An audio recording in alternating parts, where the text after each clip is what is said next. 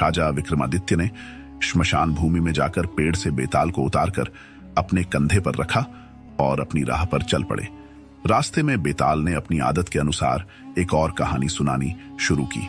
एक समय की बात है, काशी राज्य में एक न्यायप्रिय और पराक्रमी राजा राज्य करता था।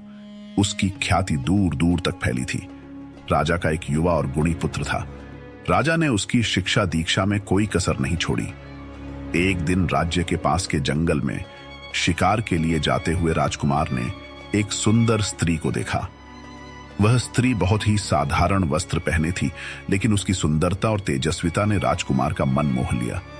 राजकुमार ने उसी क्षण निश्चय कर लिया कि वह उससे विवाह करेगा। राजकुमार ने स्त्री के पास जाकर उससे विवाह का प्रस्ताव रखा। स्त्री ने उत्तर दिया, मैं तुमसे विवाह कर सकती हूं, लेकिन एक शर्त है। मैं बहुत न्यायप्रिय हूं।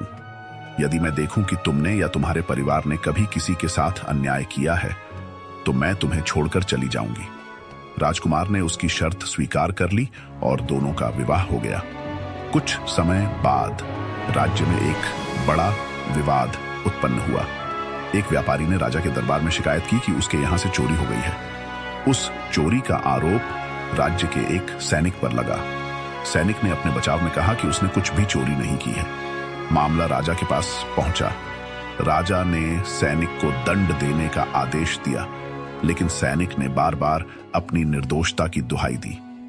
यह बात राजकुमार और उसकी न्यायप्रिय पत्नी तक पहुंची। राजकुमार की पत्नी ने कहा, यदि इस सैनिक को बिना किसी पुख्ता सबूत के दंड दिया गया तो यह अन्याय होगा। मैं यह नहीं सह सकती। राजा ने अपने बेटे और बहू की बात सुनी, लेकिन वह अपने निर्णय पर अड़िग रहे। सैनिक को दंड दे दिया गया। दंड दिए जाने के बाद कुछ दिन बाद असली चोर पकड़ा गया। यह जानकर राजा को अपनी गलती का एहसास हुआ। जब यह बात राजकुमार की पत्नी को पता चली तो उसने राजकुमार से कहा, मैंने तुम्हें पहले ही बताया था कि मैं किसी भी प्रकार का अन्याय सहन नहीं कर सकती।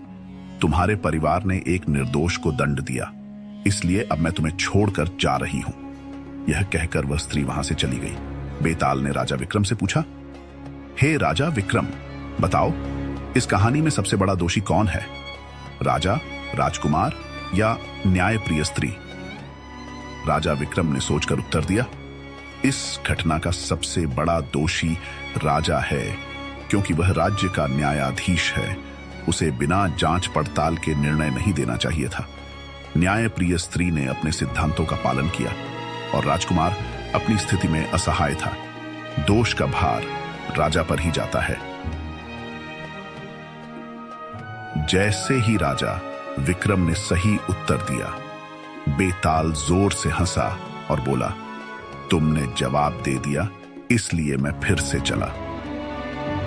यह कहकर बेताल उड़कर वापस पेड़ पर चला गया, लेकिन राजा विक्रम ने हार नहीं मानी और दोबारा बेताल को पकड़ने के लिए लौट पड़ा।